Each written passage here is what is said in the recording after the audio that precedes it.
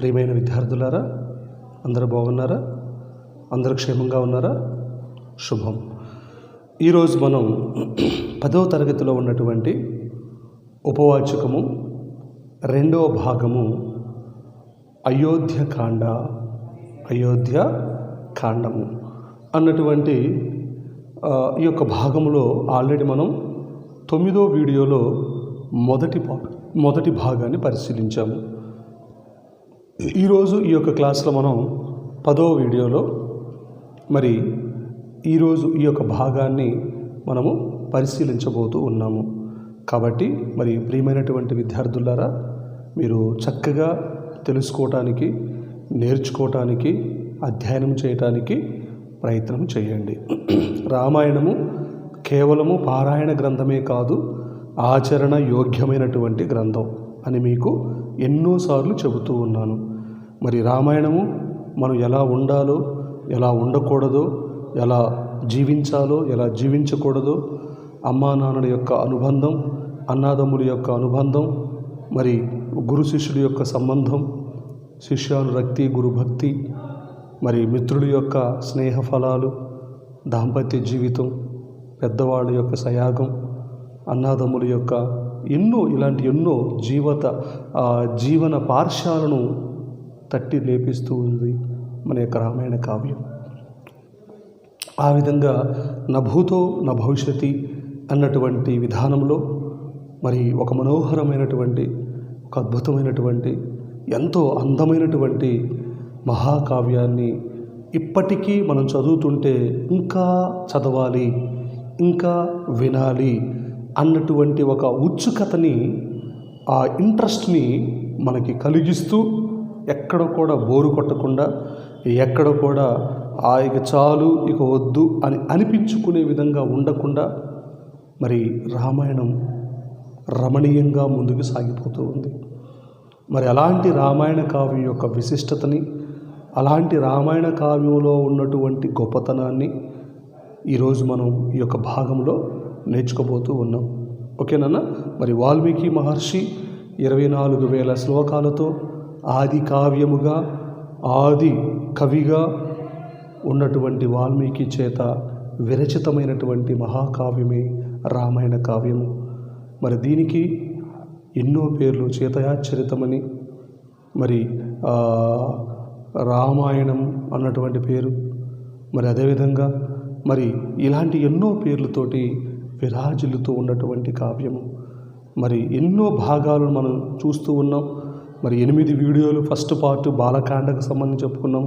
అయోధ్య అంటే యోధులకు కూడా జయించడానికి శక్యం కానటువంటిది అని. అలాంటి రాజ్యాన్ని పరిపాలిస్తున్నటువంటి చక్రవర్తి దశరథ మహారాజు పుత్రకామేష్టి యాగం ద్వారా 4 బిడ్డలకి జన్మనిస్తాడు. వాళ్ళందరినీ ఎంతో పెంచుతూ ఉంటాడు. విశ్వామిత్రుడు వస్తాడు, రాముడు లక్ష్మణుడు తీసుకొని యాగ సంరక్షణార్థం తీసుకెళ్ళి ఎంతో ఎన్నో విద్యలు నేర్పిస్తాడు. శత్రువులను సంహరిస్తాడు. అక్కడి నుంచి మిథిలా నగరాన్ని తీసుకెళ్తాడు. స్వయంగా సీతమ్మ నుంచి రంగరంగ వైభవంగా వివాహం జరిపించాడు. వాళ్ళందరిని కూడా తీసుకొని తిరిగి అయోధ్య నగరానికి వచ్చాడు దశరథ మహారాజు. పిల్లల్ని చూస్తూ ఉంటే తను పులకించిపోతూ ఉన్నాడు. 4 బిడ్డలు, 4 కోడలతో అంగరంగ వైభవంగా కలకల్లాడిపోతూ ఉంది అయోధ్య నగరం. ఎక్కడ చూసిన సంతోషం, ఎక్కడ చూసిన ఆనందం. అయోధ్య తనకు తానే అలంకరించుకున్నట్టుగా, తనకు తానే సంతోషపడుతున్నట్లుగా అనిపిస్తూ ఉంది.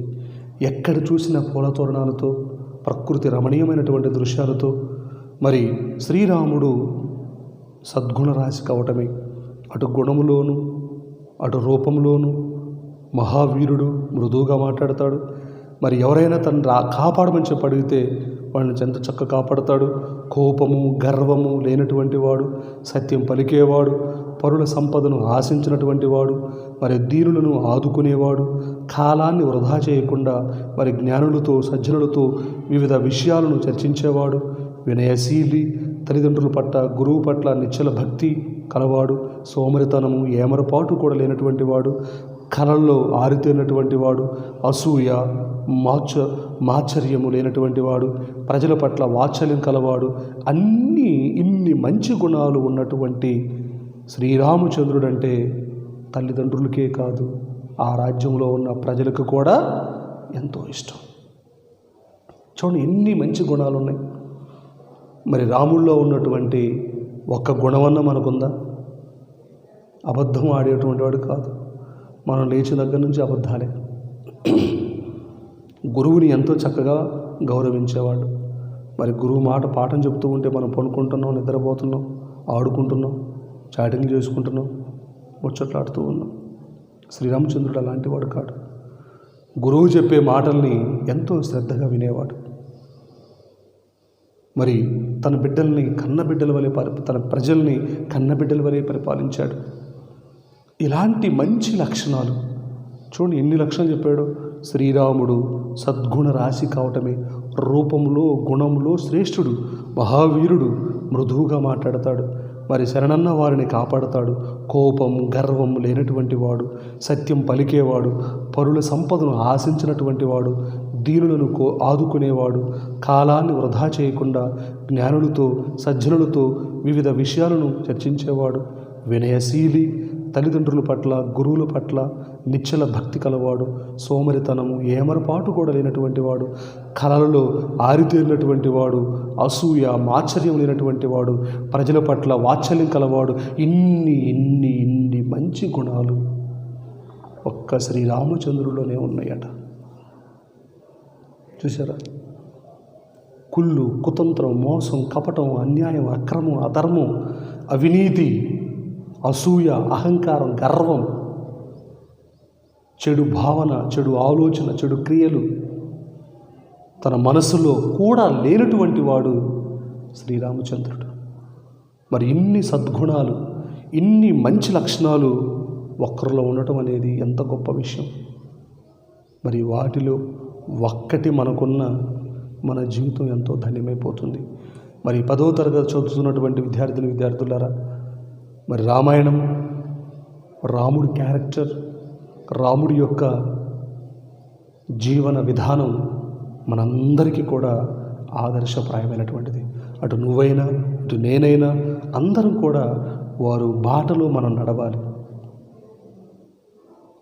మన మతాలను పక్కన పెడితే, కులాలని పక్కన పెడితే, మనం నేర్చుకోవలసినటువంటి విషయాలు మరి వారి ద్వారా మరి ఎన్నో మంచి విషయాలు మనం తెలుసుకుంటున్నాం.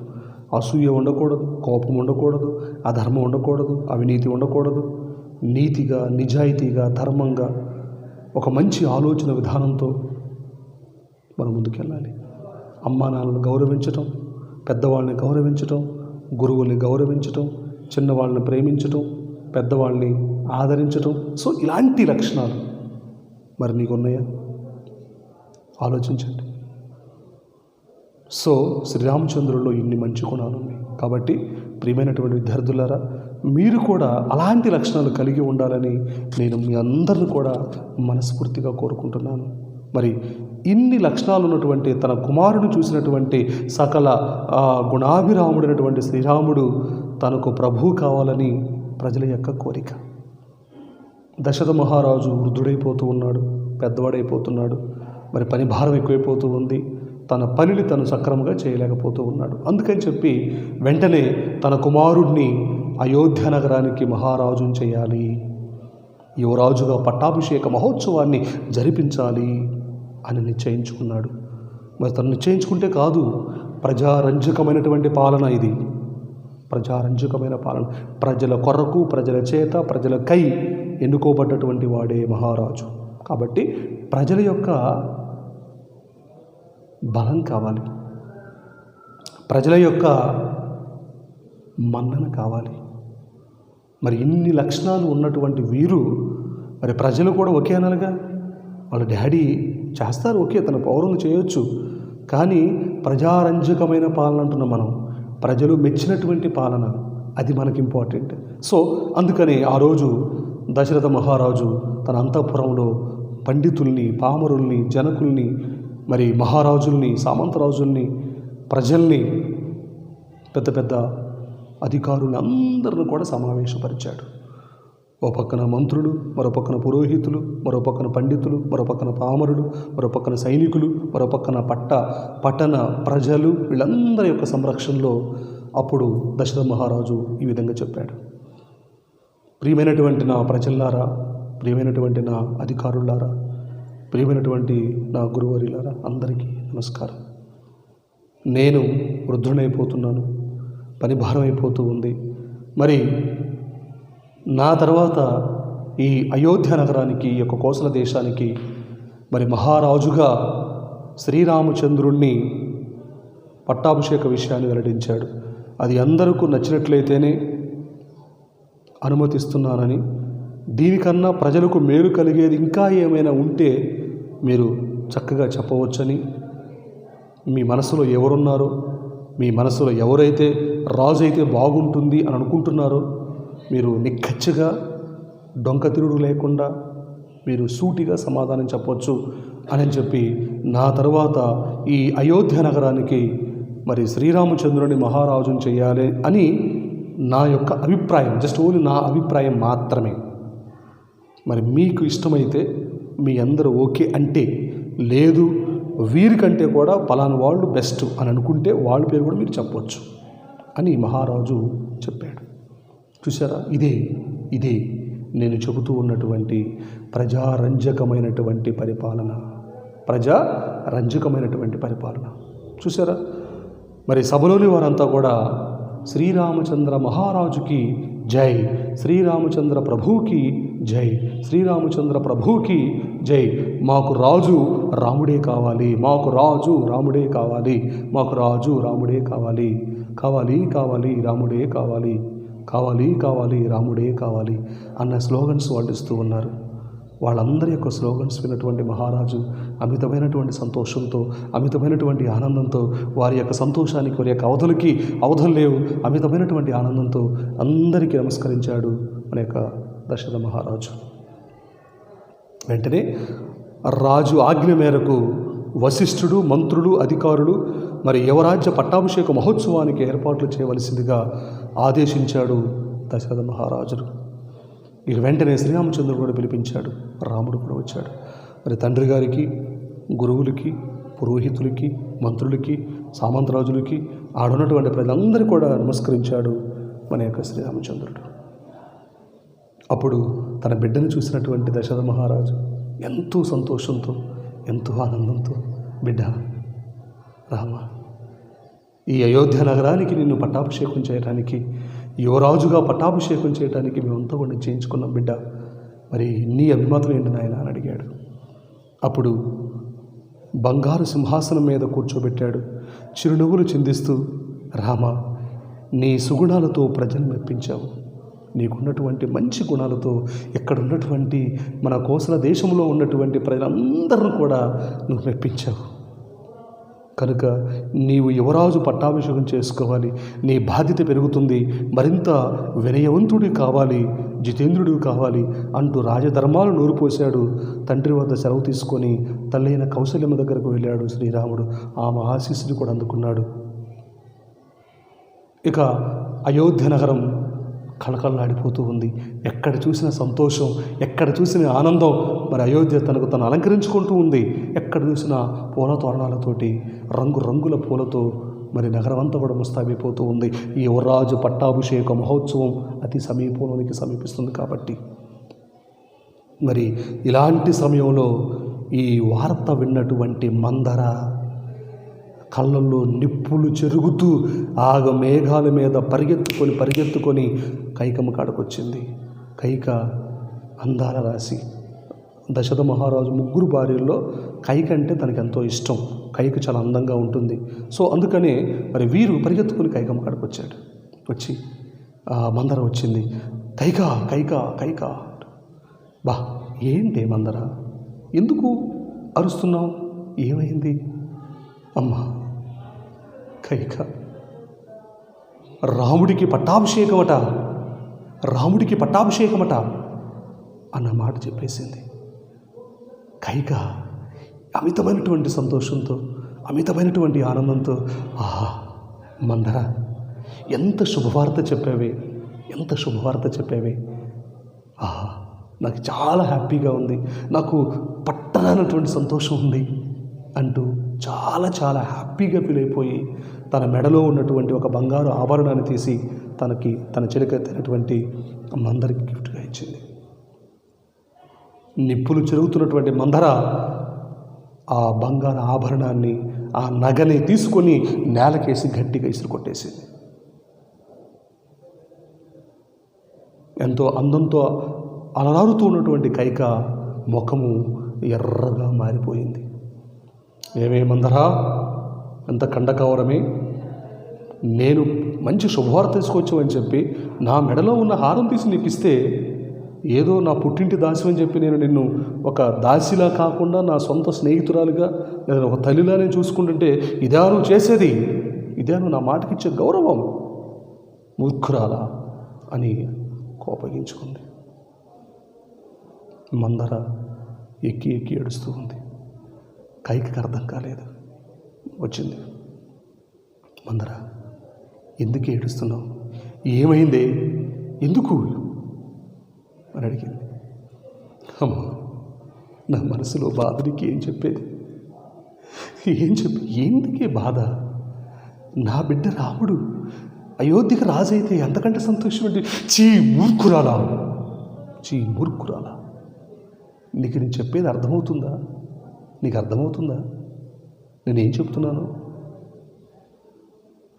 అయోధ్యకి, జాగ్రత్తగా విను, అయోధ్య నగరానికి రాముడు మహారాజు అయితే వారి తల్లి ఏమవుతుంది? పట్టపు రాణి అవుతుంది, రాజమాత అవుతుంది. సీత పట్టపు రాణి అవుతుంది. నువ్వు దాసి అవుతావు. నీ పోస్టు నా పోస్టు సేమ్, సేవ చేసుకోవటమే. నీకు అర్థమవుతుందా అని చెప్పింది. కైకి ఆలోచనలు పడిపోయింది. మందర, ఏమంటున్నావి నువ్వు? నేను దాచిపోవటం ఏంటి? అవునమ్మా, స్లో పాయిజన్ నెమ్మదిగా ఎక్కిస్తూ ఉంది. ఎస్, అవును కైక. శ్రీరామచంద్రుడు అయోధ్య నగరానికి మహారాజు అయితే కౌసల్య పట్టణపు మాత అవుతుంది. నీవు ఆమెకు దాసిగా ఊడిగం చేయాలి, నీవు సేవ చేయాలి. నీ బిడ్డడు రాముడికి సేవ చేయాలి. రాముడి కాళ్ళ దగ్గర కూర్చోవాలి. వాడు పెడితే తినాలి, లేదంటే మూసుకొని కూర్చోవాలి. నీ పోస్టు నా పోస్టు సేమ్. మందర చెప్పినటువంటి మాటలు విన్నటువంటి కైక తన కళ్ళల్లో, తన ఆలోచనలో మార్పు చోటు చేసుకుంటూ ఉంది. కళ్ళు గిర్ర తిరుగుతూ ఉన్నాయి. మరి ఏం చేయాలో అర్థం కాలేదు. తన భర్త వస్తాడని చెప్పి చక్కగా అలంకరించుకుంది. చాలా బ్యూటిఫుల్గా ఉంది కైక. వెంటనే ఆ కళ్ళులో నుంచి ఎర్రగా నిప్పులు చెరుగుతున్నట్లుగా కణకణ మండిపోతూ ఉన్నాయి. కళ్ళలో నుంచి కన్నీరు ధారాపాతం కారుతూ ఉంది. మందరా, ఇప్పుడు నన్ను ఏం చేయమంటావు? చెప్పు, ఏం చేయమంటావు? ఏదో ఒక సలహా ఇచ్చేయి. కైక దగ్గరకు వచ్చింది మందర. కైక, ఏనాడు నీకు పెళ్ళయి ఆయన దగ్గరికి వెళ్ళేవే ఫస్ట్, ఆ రోజు నీ భర్త నీ మీదున్న ప్రేమతో నీకు 2 వరాలు ఇచ్చాడు. ఎస్, అవునే మందర, ఇచ్చాడే. ఎస్, ఆ 2 వరాలు ఇప్పుడు కోరుకో. నెంబర్ 1, అయోధ్య నగరానికి నీ బిడ్డ మహారాజు కావాలి. ఫస్ట్. నెంబర్ 2, శ్రీరామచంద్రుడు 12 సంవత్సరాల పాటు అరణ్యవాసం చేయాలి. నెంబర్ 2, ఈ 2 కోరికలు కోరుకో. దట్స్ ఇట్ అని చెప్పింది. మందర, నా పుట్టింటి దాసివే, నాకు ఎంత మంచి సలహా ఇచ్చావు అని గట్టిగా కౌగిలించుకుంది కైక మందరని. సో వెంటనే, ఏమండి అమ్మ, మహారాణి, దశరథ మహారాజు మీ దగ్గరికి వేతరించున్నాడమ్మా అని చెప్పి చిలుకెత్తి వచ్చి చెప్పేసింది. ఇక వెంటనే ఆమె వెళ్ళిపోయింది. మందర, నువ్వు వెళ్ళిపో, దాక్కుపోవని చెప్పేసి అంది. అమ్మా, నేను వస్తాను, మీ ఆయన వస్తున్నాడని చెప్పేసి మందర అక్కడి నుంచి చెంగున పారిపోయింది. అప్పటి వరకు మరి ఎంతో బ్యూటిఫుల్గా అలంకరించినటువంటి కైక అవన్నీ తీసేసి మరి ఆభరణాలు, బంగారం, గింగారం, ఓట్లు గిట్లు మొత్తం నగల బట్టర ఇవన్నీ తీసి పక్కన పడేసి ఒక బ్లాక్ శారీ కట్టుకుంది, జుట్టంతా ఎరబోసుకుంది, అమృతాంజన్ కళ్ళలో పెట్టుకుంది, కళ్ళం నీళ్లు కారుతూ ఉన్నాయి, ముక్కులమ్మడి చిముడు కారుతూ ఉంది, ఏడుస్తూ బాధపడుతూ ఆడ కూర్చొని ఎక్కి ఎక్కి ఏడుస్తూ ఉంది. లైట్లు లేవు, ఏమి లేవు, కట్టిక చీకటిలో బ్లాక్ చీర కట్టి దెయ్యంలా కూర్చొని ఎక్కి ఎక్కి ఏడుస్తూ ఉంది. ఇలాంటి సమయంలో దశరథ మహారాజు శ్రీరాముడి యొక్క పట్టాభిషేక మహోత్సవ వార్త చెప్పడానికి కైకమ్మ కాడికి వస్తున్నాడు, కైక దగ్గరికి వస్తున్నాడు. సో అప్పుడు ఏం జరిగింది అనేది మనం ఈరోజు ఈ క్లాస్లో చూడబోతూ ఉన్నాం. చూడండి. సో శ్రీరామ పట్టాభిషేక మహోత్సవం గురించి కైకేయి మాటలు విని ముక్కున వేలేసుకుంది మందర. రాముడు రాజు అయితే, పేజ్ నెంబర్ 141, రాముడు రాజు అయితే కౌసల్య రాజమాత అవుతుంది. అప్పుడు మాతో పాటు నీవు కూడా ఆమెకు దాసివవుతావు. రామునికి నీ కొడుకు దాస్యం చేయవలసి వస్తుంది. రాముని సంతానానికి ఆ తర్వాత కాలం రాజ్యాధికారం వస్తుంది. కానీ భరతుని యొక్క సంతానానికి రావటం శూన్యం. కనుక భరతునికి రాజ్యాధికారం దక్కేటట్లు, రాముడు అడవుల పాలు అయ్యేటట్లు చూడమని దుర్బోధ చేసింది. కైకేయి మనసు మారింది. చెప్పుడు మాటలు చేటుకు కారణం కదా, తగిన ఉపాయాన్ని చెప్పమని మందరను కోరింది కైకేయి. గతంలో దశరథుడు ఇచ్చిన 2 వరాలు ఇప్పుడు ఉపయోగించుకోమని సూచించింది మందర. ఈ సూచన మేరకు దశరథుడు మరి వరాలు పొందటానికి కోపగృహంలోనికి ప్రవేశించింది కైకేయి. సో ఇక్కడ దాకా మనం గత క్లాసులో చెప్పుకున్నాం. సో ఎప్పుడైతే కైక ఇక కోపగృహంలోనికి ప్రవేశించింది, ఆ గృహం పేరే కోపము. ఆ గృహం పేరేంటన్నా కోపగృహము. సో ఇప్పుడు కోపగృహంలోనికి ప్రవేశించింది. చూడండి. మరి దశరథుడు శ్రీరామ పట్టాభిషేక వార్తను తెలపటానికి కైకేయి వద్దకు వచ్చాడు. కటిక నేలపై ఉన్నది కైకేయి. ఇందా చెప్పాను కదా, అన్నీ తీసేసి బంగారం గింగారం మొత్తం తీసి పక్కన పడేసి మరి ఎంతో చక్కగా స్నానం చేసింది, తలస్నానం చేసింది, తల నిండా పూలు పెట్టుకుంది. మరి తన భర్త వస్తాడని ఎందుకంటే చాలా బ్యూటిఫుల్ లేడీ కైక, చాలా అందగత్య. అందుకని దశరథ మహారాజుకి కైకమ్మ అంటే చాలా ఇష్టం. అందుకే అందరికీ వరాలు ఈమెకి ఇచ్చాడు, 2 వరాలు. ఆయన బ్యాడ్ లక్ అనుకోవాలి ఇప్పుడు. సరే, ఏది ఏమైనా ఇప్పుడు ఆమె కోపగృహంలో కింద కటిక నేల మీద లైట్లు ఏం లేవు, కటిక చీకట్లో కూర్చొని ఎక్కి ఎక్కి ఏడుస్తూ ఉంది. మరి ఇలాంటి సమయంలో అక్కడికి వచ్చాడు దశరథ మహారాజు. దశరథుడు ఓదార్చడానికి పూనుకున్నాడు. కానీ అతని ప్రయత్నం అంతా కూడా బూడిదలో పోసిన పన్నీర్ అయిపోయింది. ఏం చేయాలో పోలేదు. విషయం అడిగాడు. అదే అదునుగా భావించింది కైకేయి. నాకొక కోరిక ఉంది, దాన్ని మీరు తీర్చాలి, అలా తీరుస్తానని మాట ఇవ్వాలి అని చెప్పేసి అంది. ప్రాణానికి ప్రాణమైన శ్రీరాముని మీద ఒట్టు పెట్టి సరే అన్నాడు దశరథుడు. ఇంకేం, మనసులోని మాటలు చెప్పేసింది. గతంలో మీరిచ్చిన 2 వరాలు ఇప్పుడు కోరుతున్నాను. శ్రీరాముని కోసము ఏర్పాటు చేసినటువంటి సన్నాహాలతో భరతునికి పట్టాభిషేకం చేయాలి.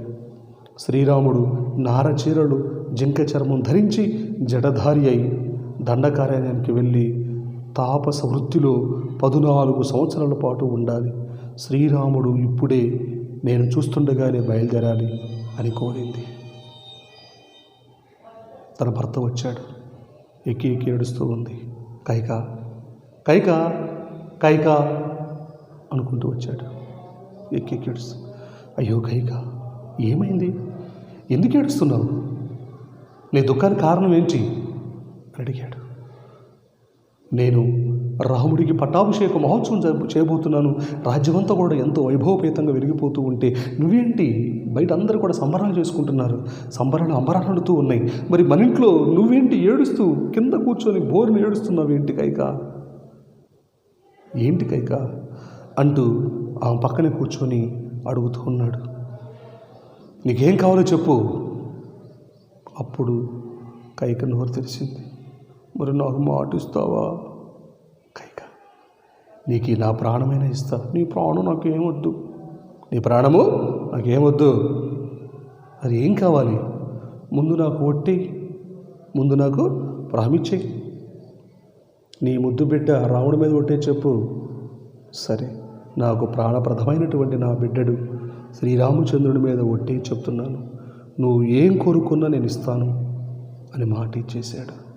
దానికోసం ఎదురు చూస్తున్నటువంటి కైక వెంటనే, ఏమండి మహారాజా, ఆనాడు మీరు నాకు 2 వారాలు ఇచ్చారు, ఆ 2 వారాలు నాకు ఇప్పుడు కావాలి, ఆ 2 వారాలు ఇప్పుడు నాకు కావాలి. ఓకే కైక, ఇస్తాను, చెప్పు ఏం కావాలి. నెంబర్ 1, ఇప్పుడు శ్రీరామచంద్రుడికి మంగళ స్నానాలు చేస్తున్నారు. ఇప్పుడు వారు అయోధ్య నగరానికి మహారాజుకు చేయబోతున్నారు. ఈ ప్లేస్లో వారి స్థానంలో నా బిడ్డ భరతునికి పట్టాభిషేకం చేయాలి. కైకా అంటూ కళ్ళు మూసుకున్నాడు. కైక కైక ఏం కోరుతున్నావు కైక?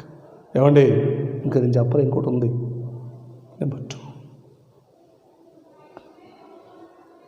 శ్రీరామచంద్రుడు ఇప్పుడే ఈ క్షణమే నేను చూస్తూ ఉండగా నా కళ్ళ ముందుగా నారబట్టలు ధరించి పులి జంక చర్మాలు తగిలించుకొని జడధారి అయి 14 సంవత్సరాల పాటు అరణ్యవాసం చేయాలి. 14 years అరణ్యవాసం చేయాలి.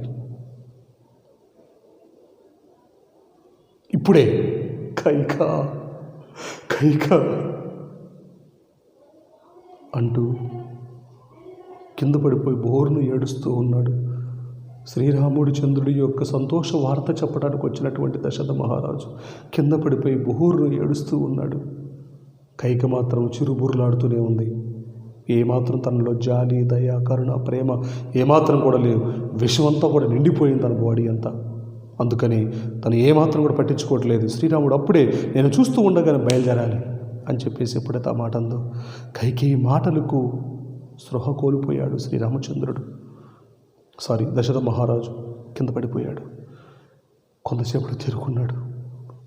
తన్నుకొస్తున్నటువంటి దుఃఖాన్ని ఆపుకోలేక, కైక కైక రాముడు నీకు ఏ అపకారం చేశాడే? రాముడు నీకు ఏ అపకారం చేశాడు? భరతుడి కన్నా ఎక్కువగా నిన్నే సేవించాడు. అటువంటి వాణ్ణి అడవులు పాలు చేయమని అడగటానికి నీకు నోరు ఎలా వచ్చింది? నా రాముడిని విడిచి నేను ఒక్క క్షణమైన బతకలేను కదా. నీకు చేతులు జోడిస్తున్నా, నీ పాదాలు పట్టుకుంటా, రాముడిని మాత్రము నాకు దూరం చేయవద్దు అని బతిమాలాడు. కైకేయి మారలేదు. కఠిన శీలి కన్నీటికి కరుగుతుందా? శ్రీరాముడు తోడుకొని రావాల్సిందిగా కైకేయి సుమంతుడిని ఆజ్ఞాపించింది.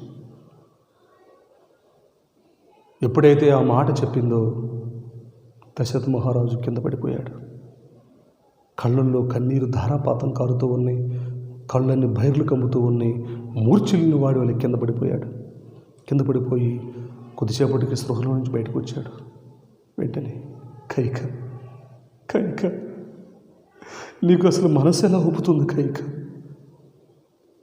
రాముడు నీ బిడ్డ భరతుడి కంటే కూడా నిన్ను ఎక్కువగా సేవించాడే. అలాంటి వాడిని 14 సంవత్సరాల పాటు అరణ్యవాసానికి పంపాలన్నటువంటి దుర్బుద్ధి నీకు ఎలా కలిగింది? దుర్బుద్ధి నీకు ఎలా కలుగుతుంది కైక? వద్దు కైక అని చెప్పి ఎన్నో రకాలుగా నాకు చెప్పడానికి ప్రయత్నం చేశాడు. తను మాత్రం నో, జరగాల్సిందే. కఠినశీలి, తన మనసు మారలేదు. అందుకని ఇప్పుడే సుమంతుని పిలిచింది సైన్యాధిపతి. వెళ్ళి రాముడు పట్టరాపై రాముడిని తోడుకొని రా అని ఆజ్ఞాపించింది. వెంటనే రాముడు తోడుకొని రావాల్సిందిగా కైకేయి సుమంతుని ఆజ్ఞాపించింది. రాజు ఆజ్ఞ కావాలన్నాడు సుమంతుడు. నేను వెళ్ళను, మహారాజు చెప్తే నేను పోదానని చెప్పేసి అన్నాడు. అప్పుడు శ్రీరాముడిని చూడాలని ఉంది, వెంటనే తీసుకొని రమ్మన్నాడు దశరథుడు. రాజు ఆజ్ఞను పాటించాడు సుమంతుడు. శ్రీరాముడు వచ్చి దశరథునికి కైకేయి పాదాభివందనాలు చేశాడు. దశరథునికి మాట రావటం లేదు. కన్నీళ్లు తప్ప తండ్రి బాధకు కారణం ఏమిటో తెలియక సతమతమైపోతూ ఉన్నాడు దాశరథి. కైకేయి అడిగాడు, గతంలో నాకు ఇచ్చిన 2 వరాలు అడిగాను, నేను దృష్టిలో ఉంచుకొని వాటిని ఉల్లంఘించేందుకు చూస్తున్నాడు.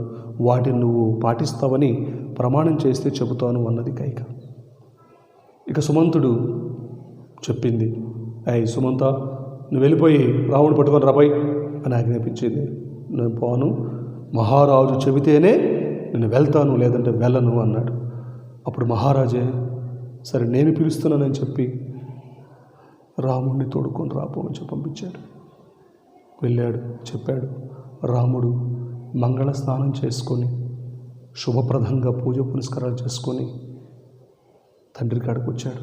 తండ్రి కటికి నేల మీద కూర్చొని ఎక్కి ఎక్కి ఏడుస్తూ ఉన్నాడు. తల్లి ఆ వైపు తిరిగి కోపంతో రగిలిపోతూ ఉంది. వచ్చాడు, తండ్రి కాళ్ళకి నమస్కరించాడు, తల్లి పాదాలకు నమస్కరించాడు. తల్లి పాదాలకి నమస్కరించాడు. మరి అవన్నీ అయిపోయిన తర్వాత అప్పుడు తండ్రితోటి, నాన్నగారు ఎందుకు ఏడుస్తున్నారు, ఎందుకు మీ బాధ ఏంటి అని అడుగుతున్నటువంటి టైంలో తను ఏం మాట్లాడలేకపోతున్నాడు. అప్పుడు కైకే, రామా నాకు 2 వరాలు మీ నాన్నగారు ఇవ్వాలి, ఆ 2 వరాలు ఇప్పుడు కోరుకున్నాను, అవి మీరు అంగీకరిస్తే ఇస్తానని చెప్పి తను అంటున్నాడు. కాబట్టి గతంలో నాకు ఇచ్చిన 2 వరాలను అడిగాను, మరి నేను దృష్టిలో ఉంచుకొని వాటిని తప్పించుకోవాలని చెప్పి చూస్తున్నాడు మీ నాన్నగారు. మరి వాటిని నువ్వు పాటిస్తావని ప్రమాణం చేస్తేనే నీకు నేను చెబుతాను అని చెప్పేది అమ్మ. అప్పుడు రాముడు క్షణం కూడా ఆలోచించలేదు. నా తండ్రి నాకు గురువు, పాలకుడు, హితుడు. ఆయన ఆదేశించాలే కానీ విషాన్ని తాగటానికైనా సముద్రంలో దూకటానికైనా నేను సిద్ధమే తండ్రి. తండ్రి గారి కోరిక ఏమిటో చెబితే తప్పక పాటిస్తాను. రాముడు ఆడిన మాట తప్పడని పలికాడు. శ్రీరాముని పితృభక్తి సత్యానురక్తి అలాంటిది. అమ్మ ఆడిన మాట తప్పినటువంటి వాడు కాదు ఈ శ్రీరామచంద్రుడు. మరి పితృవాక్య అనుసారంగా నా తండ్రి నాకు గురువు, పాలకుడు, హితుడు. మరి ఇన్ని ఆయన ఆదేశించాలి కానీ విషాన్ని తాగటానికైనా నేను వెనకడును, సముద్రంలో దూకి చావటానికైనా నేను వెనకడుగు వేయను. తండ్రి గారి ఆజ్ఞ ఏమిటో, వారి కోరిక ఏమిటో చెబితే నేను తప్పక పాటిస్తాను. ఆడిన మాట తప్పను అని చెప్పి కరాఖండిగా చెప్పాడు శ్రీరామచంద్రుడు. అంటే శ్రీరాముని పితృభక్తి సత్యానురక్తి అంటే అలాంటిది. మరి కైకేయి 2 వరాల గురించి చెప్పింది. రాముడి ముఖంలో ఎలాంటి మార్పు లేదు. సంతోషాలకి పొంగిపోవటము, బాధలకు కుంగిపోవటము మరి స్థితప్రజ్ఞ లక్షణం. అమ్మ నీవు చెప్పినట్లే చేస్తా. భరతుడంటే నాకు ప్రాణం. అతని పట్టాభిషేకాన్ని కూర్చి నాన్నగారు నాకు చెబితే నేను కాదంటనా? ఆయన మాటలను పాటించకుండా ఉండగలనా? నాకు రాజ్యాకాంక్ష లేదు. తండ్రికి సేవ చేయటము, ఆయన ఆజ్ఞలను పాటించడం కన్నా మించిన ధర్మాచరణం మానవులకు ఇంకొకటి లేనే లేదు. నాన్నగారు నన్ను స్వయంగా ఆదేశించకున్నా మీరు చెప్పారు కదా, అది చాలు. నేనిప్పుడే దండకారణ్యానికి బయలుదేరుతున్నాను అన్నాడు శ్రీరామచంద్రుడు. కైకమ్మ చెప్పింది, సో మీ నాన్నగారు నేను 2 వరాలు కోరాను, ఆ 2 వరాలు ఇప్పుడు మీరు చేయాలి. నెంబర్ 1 14 సంవత్సరాల పాటు అరణ్యవాసం చేయాలి. నెంబర్ 2 భరతుడికి పట్టాభిషేకం చేయాలి చెప్పింది. రాముల్లో ఎటువంటి మార్పు లేదు, తన ముఖ కవలికల్లో ఎటువంటి మార్పు లేదు. సో అంతకుముందు ఎలా ఉన్నాడో సేమ్ ఇప్పుడు కూడా సేమ్ యాజ్ ఇట్ ఈజ్గా అంతే ఉన్నాడు. అదే స్థితప్రజ్ఞ అంటే. అమ్మ సంతోషం వచ్చిందని పొంగిపోవటం కాదు, బాధ వచ్చిందని చెప్పి కుంగిపోవటం కాదు. మరి స్థితప్రజ్ఞ కలవాడ లక్షణం యొక్క అటువంటిదనమాట. అమ్మ నీవు చెప్పినట్లుగానే నేను ఇప్పుడు చేస్తాను. భరతుడంటే నాకెంతో ప్రాణం, భరతుడంటే నాకెంతో ప్రాణం. అతని పట్టాభిషేకం గురించి నాన్నగారు చెబితే నేను కాదంటనా? నాకు రాజ్యాధికారం మీద ఎటువంటి కాంక్ష లేదు. ఎప్పుడు కూడా నీకు నాన్నకి సేవ చేసుకోవటమే నా భాగ్యం తల్లి. ఆయన మాటను పాటించకుండా నేను ఉండగలనా? నాకు రాజ్యాకాంక్ష ఏమాత్రం కూడా లేదు. మరి తండ్రికి సేవ చేయటం, వారి యొక్క ఆజ్ఞలను శిరసా వహించటం, అలాంటి ధర్మాన్ని మించినటువంటిది ప్రపంచంలో ఏది లేదు కదా. కాబట్టి నాన్నగారు నన్ను స్వయంగా చెప్పపోయినా పర్వాలేదు, మీరు చెప్పారు కాబట్టి మీ ఆజ్ఞనే నాన్న ఆజ్ఞగా నేను భావించి ఇప్పుడే ఈ క్షణమే నేను దండకారణ్య ప్రదేశానికి వెళ్ళిపోతాను అని వినమ్రతతో తల ఉంచాడు. అక్కడి నుంచి 2 అడుగులు వేశాడు. కింద కూర్చున్న తండ్రి, బిడ్డ రామ రామ అంటే ఏడుస్తున్నాడు. కైక కళ్ళల్లో మాత్రం మార్పు లేదు. మందర దూరం నుంచి సీక్రెట్గా చూస్తూ అమితమైన సంతోషం పడుతూ ఉంది. ఆ తర్వాత ఏం జరిగింది మరి రాముడు అరణ్యవాసానికి వెళ్ళాడా? ఈలోపు మళ్ళీ తన మనసు మార్చుకొని రాముడికే పట్టాభిషేకం చేశారా? లేదు, వాళ్ళ అమ్మ కౌసల్య వచ్చి కైకమ్మను మార్చి మళ్ళీ యథావిధిగా రాముడికే పట్టాభిషేకం జరిగిందా? భరతుడే వచ్చి నాకొద్దు రాముడే కావాలని చెప్పి అన్నాడా? లేదు, అందరు చూస్తూ ఉండగానే అందరి యొక్క సంరక్షణలోనే మరి శ్రీరామచంద్రుడు అరణ్యవాసానికి పోయాడా? ఏం జరిగింది, ఏం జరగబోతుంది అనేది మనం నెక్స్ట్ వీడియోలో చూస్తాం. ఇది ఈరోజు మనం చెప్పుకున్నటువంటి ఈ యొక్క 10వ వీడియోకి సంబంధించినటువంటి అంశాలు. సో ఈరోజు మనం 141 పేజీ వరకే కంప్లీట్ చేసుకున్నాము. ఆ తర్వాత ఏం జరిగింది అనేది మనం తర్వాత క్లాస్లో చూద్దాం. ఓకేనా? సో ఈరోజు చెప్పినటువంటి యొక్క భాగంలో నుంచి మనకి ఎగ్జామినేషన్లో మరి ఎటువంటి ప్రశ్నలు రావటానికి అవకాశం అనేది ఉంది అని అంటే క్వశ్చన్ నెంబర్ 1, దశరథ మహారాజు రాముడి యొక్క పట్టాభిషేక మహోత్సవానికి ఏర్పాట్లు చేయటం వెనక ఉన్నటువంటి ఆంతర్యం ఏమిటి? నెంబర్ 2, కైక తన పట్టిన పట్టుని ఏ విధంగా విజయవంతం చేసుకుందో వివరించండి. కైకలో ఉన్నటువంటి చాకచక్యం గురించి రాయండి. మరి తండ్రి ఆజ్ఞను శిరసావహించిన రాముడు ఏ విధంగా పాటించాడో వివరించండి. సో ఇలాంటి ప్రశ్నలు ఈరోజు మనం చెప్పుకున్నటువంటి యొక్క భాగంలో నుంచి రావడానికి అవకాశం ఉంది. మరి మందర యొక్క పాత్ర స్వభావం గురించి రాయండి, లేదంటే కైక పాత్ర స్వభావం గురించి రాయండి, మరి శ్రీరాముడి యొక్క గుణగణాల గురించి రాయండి. సో ఇలాంటి ప్రశ్నలు కూడా మనకి ఈరోజు మనం చెప్పుకునే ఈ భాగంలో నుంచి అడగటానికి అవకాశం అనేది ఉంది. ఓకేనా? ఈరోజు మనం ఇక్కడ దాకా చెప్పుకున్నాము. మీ యొక్క హోంవర్క్ బుక్లో ఈరోజు మనం చెప్పిందంతా కూడా మీరు చదువుకోండి. మరి నేను చెప్పిన ప్రశ్నలకి జవాబులు రాయడానికి ఓనుగా ప్రయత్నం చేయండి. ఓకేనా? మరి శ్రీరాముడి గురించి ఇంకా మరికొన్ని విషయాలు తెలుసుకోవడానికి మీరు ప్రయత్నం చేయండి. ఓకేనా? సో ఇది ఈరోజు మనం చెప్పుకున్నటువంటి 10th వీడియో, అయోధ్యకాండలో సెకండ్ పార్ట్. అయోధ్యకాండలో సెకండ్ పార్ట్, టోటల్గా 10th వీడియో. ఈరోజు చెప్పిన పాఠము మీ అందరికీ అర్థమైందని చెప్పి నేను భావించుకుంటూ సెలవు తీసుకుంటున్నాను. మీ అందరికీ నా హృదయపూర్వక ధన్యవాదాలు.